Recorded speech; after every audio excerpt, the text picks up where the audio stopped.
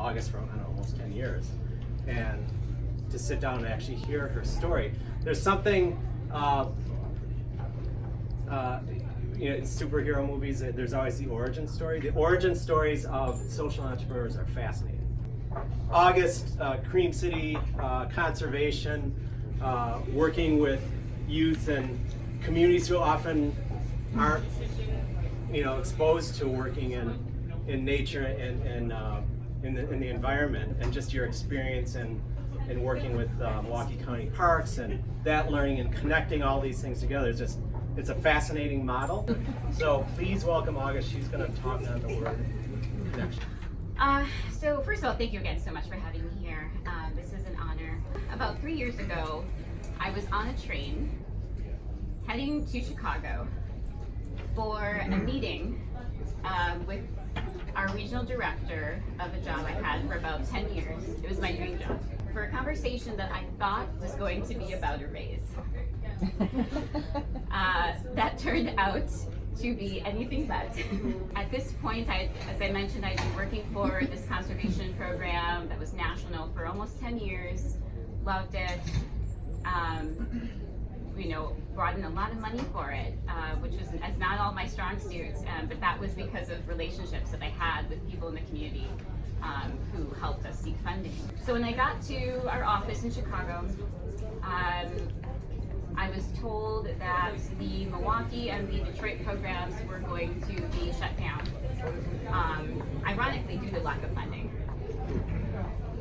And raise your hand if you're the type of person where your emotions during a crisis match that situation. Okay, you are not my people, but you're the people I would probably want to work with. So I learned that day that I am not that type of person. In fact, my response to hearing that my dream job was going to be no more was utter laughter. I just burst out into laughing. I know. Our director is probably like, "Oh boy, she's blown a gasket. Do we need to call security to escort her out?" But I just thought it was so ironic that for this nonprofit that it didn't matter how much great work you were doing. It didn't really matter that you were doing innovative things. It came down to whether or not your particular program was the flavor of the month for funders. And on my train ride back to Milwaukee, I decided right then and there that I would never put myself in that situation again. I decided right then and there that I would never allow people I cared about, young people that I had made promises to, be let down like that again. And mind you, while I may have laughed during that meeting, my colleague from Detroit, who was also in the meeting, she was certainly crying. So my tears came later on the train ride back home. So, because I'm just, I hope it's okay to swear, I was such a chicken shit that I did not want to tell these 70 teenagers who were looking forward to another summer in county parks, building trail, planting trees, doing water quality testing projects. I did not have the guts to tell them that this would be their last summer doing this work with us. So I procrastinated, and I waited literally until graduation, until one of our partners from the Parks Department basically said, you will all be the last blue shirts, because our shirts were blue. And instantly just a wave of tears came over, these 70 kids. And I didn't know it at the time, but the organization had been written into a grant that needed to be fulfilled. And so it came down to them asking me, well, we know that the organization you work for is no more here in this state, but could you just run one last crew for us? We really just need somebody who's got connections with the youth in the community, who are already trained to just fulfill this last EPA grant. So I was like, sure. So I did that, moved on, got a job at the Parks Department. Now mind you, this whole time, I knew that I would be okay. I knew worst case scenario, I could find another job, right? And I think for all of you as entrepreneurs, you know that you have the skills, you're marketable, you can find a job. But I really wanted more than that, and I kept seeking opportunities to create more than that. So what I ended up thinking, though, was going to be this very part-time, one-time thing of just continuing for one last summer, engaging young people in hands-on service to the land, turned into something much bigger. Because over those 10 years, I had made connections with people from the Urban Ecology Center, the U.S. Forest Service, and the DNR, and Charlie Uline, Teens Grow Greens, and I was getting calls from them wanting to know how was it that I was able, over those years, to attract supervisors, crew leaders, young people of color to these career pathways. And I realized that there were certain things that I was doing that I didn't realize other organizations weren't doing. Or rather, I should say there are certain things other organizations were doing that were inhibiting their ability to attract and retain a candidate pool workforce that actually represented Milwaukee. So I started just having, it started off with coffee conversations with people, and I would ask them about their practices. I would ask them where they were promoting their jobs, and they would say things like, oh yeah, we promote at, UW Stevens Point, or we go to Eau Claire, or, and so then I asked them, well, if you're trying to find people of color to run your conservation program, Stevens Point might not be it. And trust me, I love Stevens Point. I try to get as many students as possible to go there because I personally believe it's the best natural resources school in the country, personally. But they also have a 4% diversity rate. So that's the first thing I learned is, when we're asking people of things, we have to make sure we know, if they have it to give or not.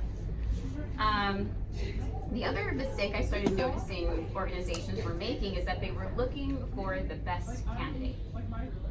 And I realized that if you're looking for the best candidate, you're going to look for somebody who's probably a clone of yourself or a clone of your best worker, right? But what's the problem with that? What do you think? Groupthink. Yeah. Because we like people who are like us, right? So the problem is if it's fun to work with people who you're totally in sync with, who affirm your ideas and your viewpoints on the world, but then you have the same blind spots. And I can tell you, I've been guilty of that as well.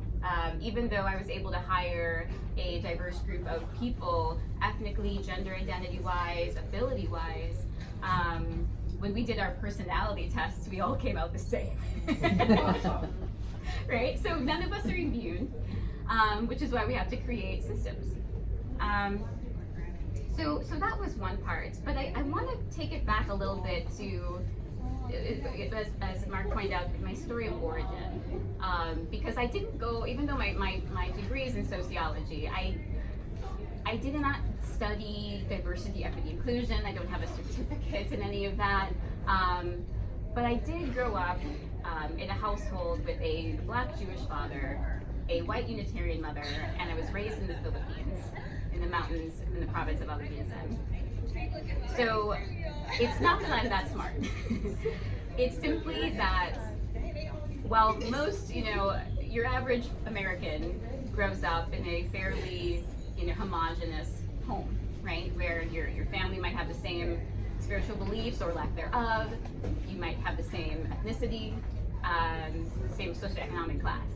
For me, I learned at a very early age how to communicate, literally cross-culturally, cross-spirituality, and learn to value that.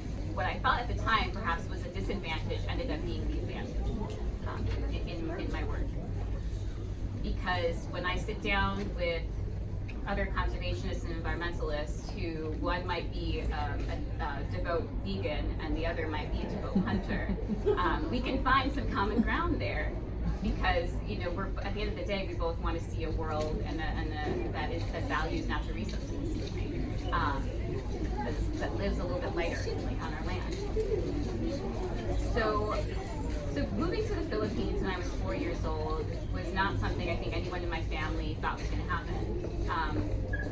And for me, one of the main reasons why I'm so passionate about promoting a culture of inclusivity and compassion and equity is because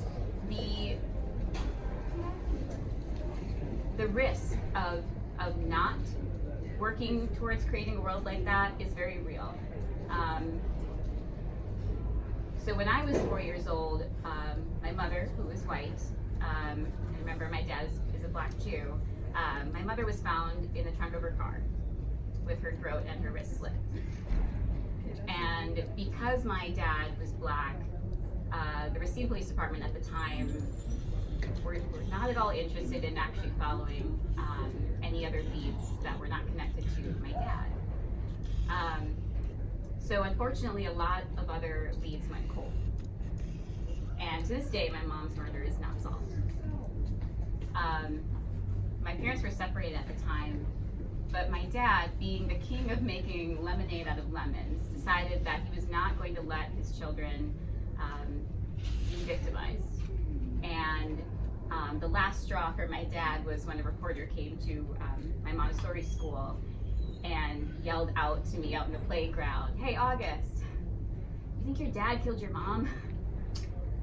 I was 4 years old.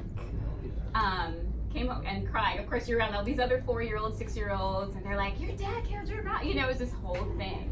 And right then and there, my dad decided that we're leaving. We're sending them somewhere far away where no one knows who they are, so they can at least have a chance at normalcy. And so my dad shipped my sister and I off to live with my stepfamily in the Philippines, literally in a province where you saw one bus go by every 3 hours. We didn't have electricity. I literally grew up like building fire and playing house, you know, cooking outside with leaves. And I ended up having the best childhood ever. So the resiliency, and you should probably know, my dad was left at a train station when he was an infant, and just happened to be adopted by a Jewish couple. My grandfather survived Buchenwald and wanted to give back, and so he adopted my dad. So we don't have enough time to get into that full story here, but I say this to say I come from a long line of resilient people. These stories are still unfolding. For those of you who are doing your own kind of family lineage searching, you were probably finding stories that you didn't know either. But that was my first interaction with nature, and it completely changed the trajectory of what I valued in terms of play, in terms of sense of community. And when I came back to the United States when I was 19 years old, not only was I shocked by just the concrete jungle that was, you know, Racine at the time, I was also shocked by the increased risk-taking that I noticed a lot of young people were engaging in. And came across this book a few years later called Last Child in the Woods. And the author talks about nature deficit disorder. And the connection between lack of nature and risk-taking in young people, okay? Where if you don't allow young people to play, if you don't allow them to connect with nature, they will seek that high one way or another, and oftentimes they seek it out in unhealthy means. So, you know, fast forward, you know, I in AmeriCorps, I meet Will Allen, and I'm, you know, just become enamored with this whole movement around like environmental sustainability, around outdoor recreation, and you know, I found this dream job where I was able to connect hundreds of teenagers who had never even been to the lakefront to their county parks, and also to parks as far out as, you know, Shawamaga-Nicolay, to camp outside and to sleep underneath the stars. And I'll tell you, there is nothing more magical than watching a 16-year-old teenager from the north side of Milwaukee see stars for the first time. There is nothing more magical than watching a 17-year-old who has never had a day off of having to be the man of the house play snowball fights and talk about how, wow, like I've never played like that before. And just be able to be a kid just for a few hours. And I think in a way, you know, sometimes we do things out of the goodness of our hearts and then we realize like, oh, I was doing that for me. Like, yeah, we're really honest about it. So you could probably imagine why I never wanted that to end.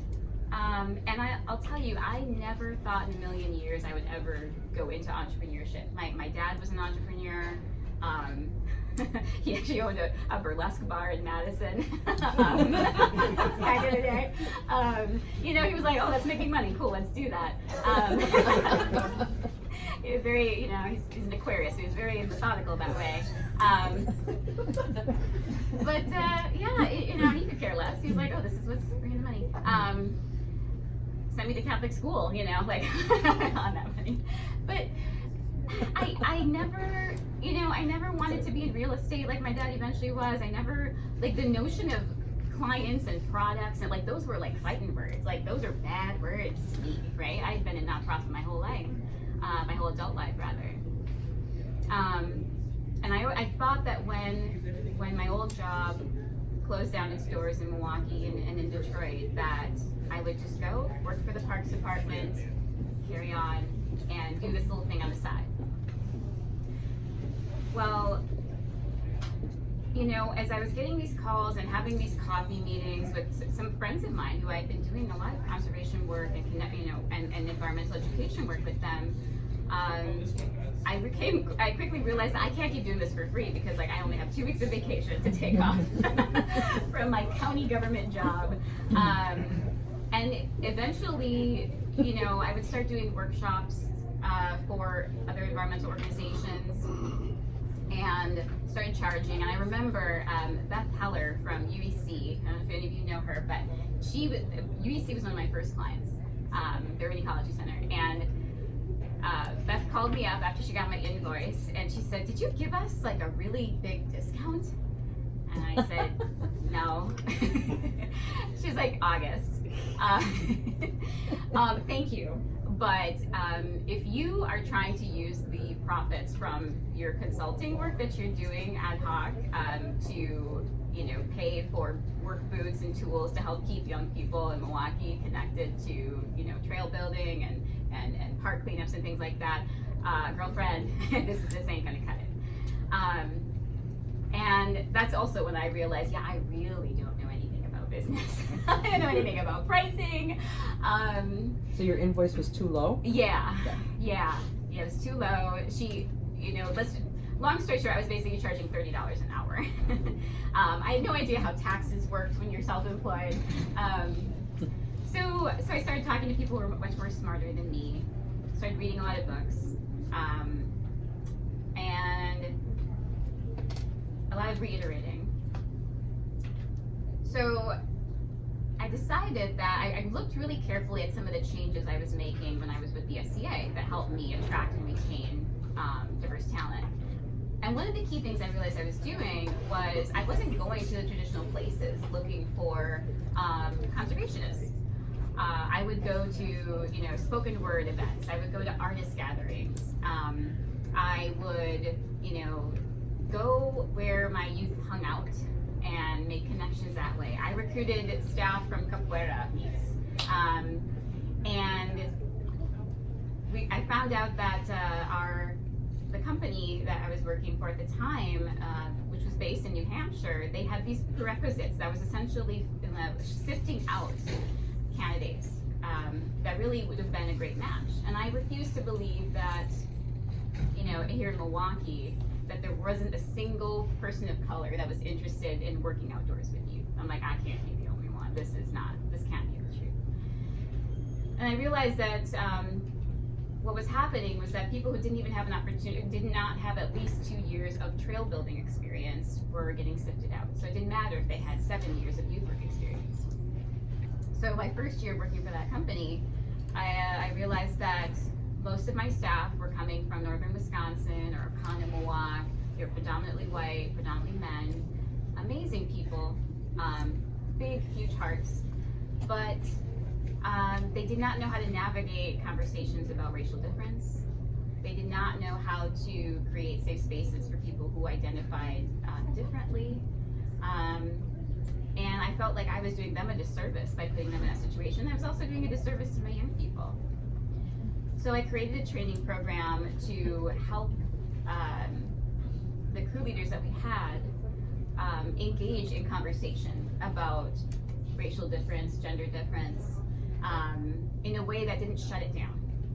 Because I realized that for many white people in America, you don't often view yourselves as racialized. You're seen as, you know, like, I'm just white, right? And everybody else is another. Everyone else is African American, Asian American. I joke that, you know, I'm Black, Greek, Choctaw Native, and regular. So, because I think you know, that's just kind of how our social structures have been built, and it's doing exactly what it was meant to do. Our social structures were meant, as I'm sure none of you would probably disagree, it was intended to benefit others and to burden others based on identity. So it's not that the system is broken, it's just that we need a new system. So we needed a new system with my old company. And so I started suggesting that we stop recruiting where we were recruiting. Don't go to the core network, don't go to, you know, these other places. Yes, we can find qualified folks there, but we need people who understand what it's like to be evicted, understand what it's like to be raised by your grandma, understand what it's like to walk into a store and be followed around. We need to understand and value always a knowing, indigenous knowledge, knowledge that's passed down through grandparents. So long story short, that company ended up not displacing, but no, essentially displacing, ended up cutting their HR staff in half. So that HR department didn't like me very much because we didn't need that many people anymore sifting through these applications, because those of us who were program managers around the nation were doing it ourselves. So now when I work with organizations, one of the first things I tell them, or I should back up, when I work with environmental organizations now, they usually reach out to me when they have an open position, right? They want to find somebody of color, they want to recruit a woman, and I will often tell them that that is the last thing you should do. Because diversity is the result of inclusive practices. It is not this, you know, picturesque thing that you seek. So I tell them, if you're not ending up with a diverse pool of candidates, it is because you don't have an attraction plan that is inclusive. It means that you're only marketing to one particular demographic. So we have to look at why that is, right? And oftentimes it leads back to, I just want to hire the best person for the job. And I encourage, you know, all of you, as you start building your businesses and if you choose to start building your teams, to focus on that, building the best teams. Because if you focus on building the best team, you will constantly be asking yourself, what are our blind spots? Where are our strengths lying? And how can we fill them? Who's represented in our organization? Who's not? And so I just want to share that there are three main things that I've learned so far as I'm jumping around with my story that have helped me so far in building a business. And I'll tell you, I'm still figuring it out. I'm still reiterating. And I anticipate that I'll be reiterating for some time. I never thought I would end up working, you know, with urban agriculture. I didn't think I would ever do anything in policy, and right now we have a climate action fellowship, connecting young people to relational organizing and politics. And we have a green infrastructure crew that promotes awareness about greener practices. But I'll tell you, the main three things I've learned is that what you focus on expands.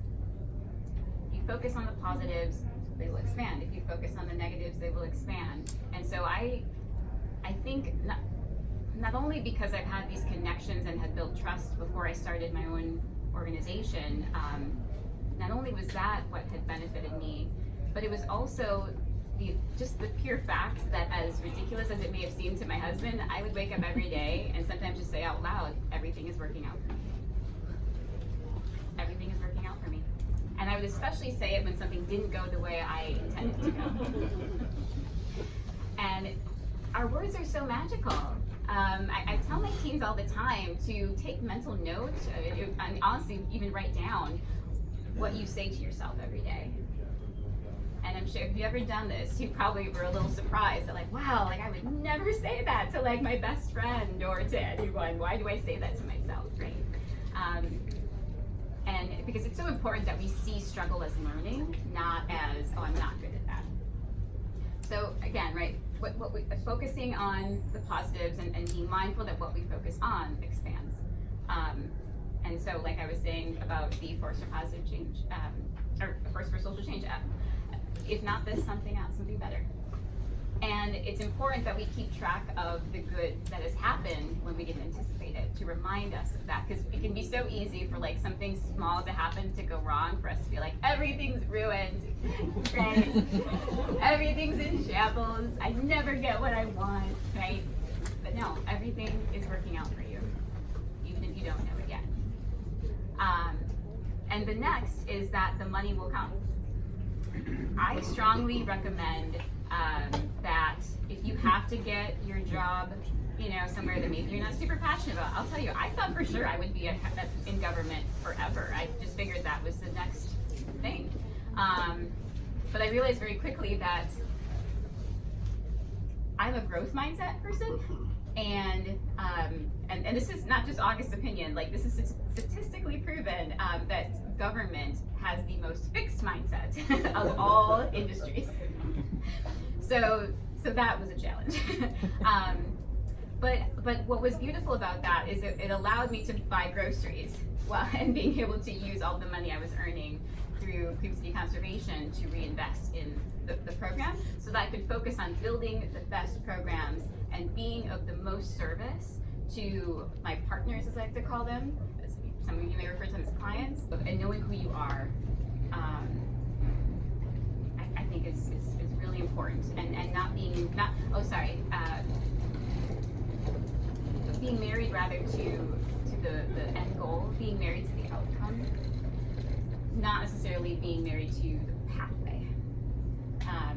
Because as you'll probably find as you build your own businesses, that as you focus on your what kind of social impact you want to be, never abandon that dream, never abandon that end goal. But there will be many paths to get there. So I would suggest being open to that. And that's all I've got.